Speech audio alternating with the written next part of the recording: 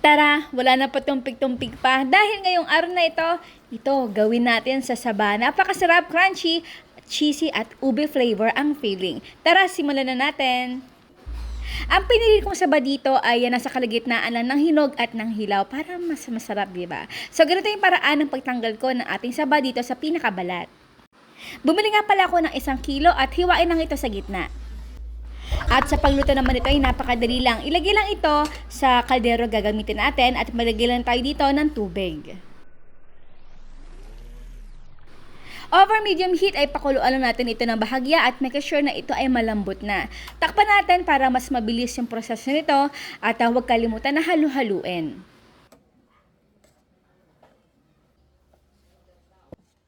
Para ma-enhance pa yung lasa nito, maglagay lang tayo ng kaunting asin at iba pang mga ingredients na gagamitin natin. Nag-add ako dito ng half cup ng powdered milk at ng ating 1 cup ng glutinous rice flour. Yes, glutinous ang rice flour na gagamitin natin dito para may konti tayong kunat dito sa ating merienda. Kung wala kayo ng glutinous rice flour na stock sa bahay ninyo, pwede kayong maglagay ng all-purpose flour or rice flour. So, make sure bago ito halu-haluin, guys, medyo mainit talaga ito. So, mas maganda kung palamigin mo muna natin yung ating sabang pinakuluan for at least 30 minutes para mapadali yung ating paghalo. Dito sa ating measurement ay kasyang-kasya na ang dalawang cheddar cheese ng maliliit.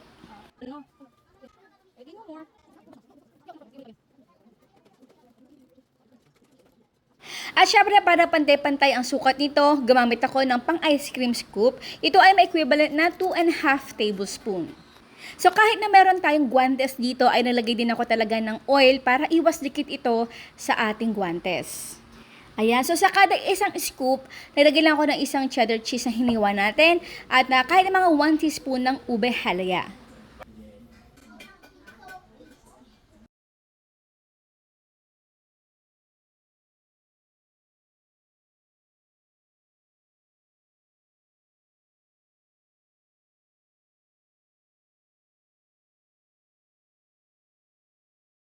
So habang pinifilm ko itong video na ito, meron tayong prior commitment. Char. Kasi ngayong araw na ito ay Mother's Day, kaya naman na umalis muna ako at ayan, medyo talaga nagdikit-dikit ito sa isa't isa. Kaya mas minabuti ko na ilagay ito sa freezer at kinabukasan ko na ito gagawin. Nilagay ko nga pala ito sa plastic ko, pwede natin itong takpan para maiwas na ito ay mag-frozen sa pinakaibabaw ng ating saba bowls. So after a day, ito na nangyari. Talagang matigas-tigas pa talaga ito. At mahihirapan tayo tanggalin. At habang tayo ay nag-iintay na mag-tow ito, prepare muna natin yung ating butter na gagamitin. So ito ay all-purpose flour ng 1 cup at ng kaunting tubig. So haluin lang ito hanggang sa maging consistency na medyo may pagkamalapot ng bahagya lang. Sa breadcrumbs naman na gagamitin natin, ito yung ginamit ko, pero medyo nalalakihan pa ako sa pinaka-granulation. Wow, granulation. Kaya naman, ayan, pinisa-pisa ko siya ng bahagya.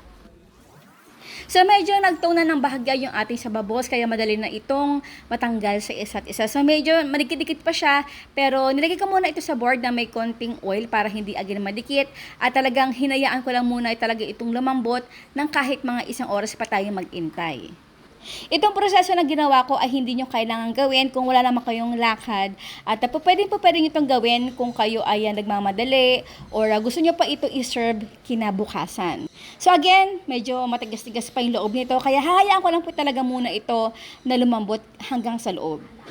Ang next na gagawin natin, ito, ilublob lang ito sa butter na ginawa natin kanina. Yung butter na ginawa natin, kasi actually po pwede tayong gumamit dito ng itlog lang. Pero mahal kasi ang itlog, guys. So 8 pesos isa, 8 pesos to 10 pesos ang isang itlog. So makakagamit tayo dito ng mga 2 hanggang 3 perasong itlog. So mas maganda talaga itong gamitin or gawin yung all-purpose flour lang at ng kaunting tubig.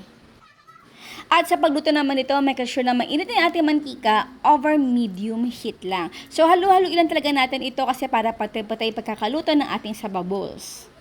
Nga pala, habang ito ay bine-breadcrumbs natin, ay makita nyo na may mga talaga masama-sa pa dito na matitira dito sa ating bowls. Kaya ilublob pa rin natin ito ng bahagya sa breadcrumbs at bilug-bilugin.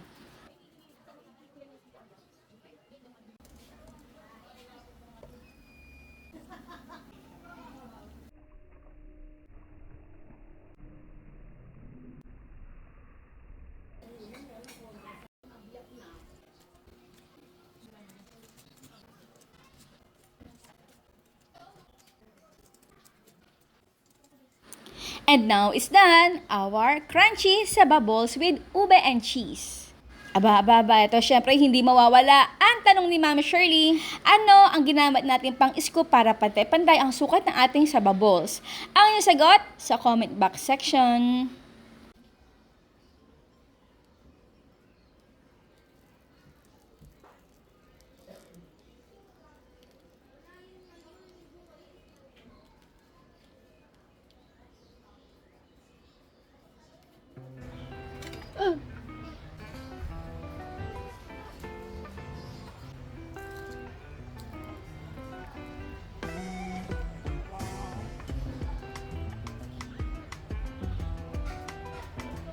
Kain po tayo.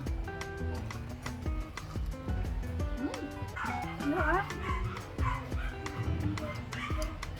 crunchy, malambot, at may pagkamakulap. Diba? Ako, tamang-tama to sa may kape. Okay. Pwede rin to ibenta.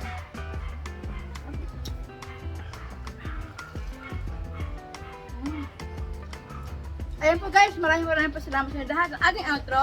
Keep safe, be healthy, and be happy. Bye!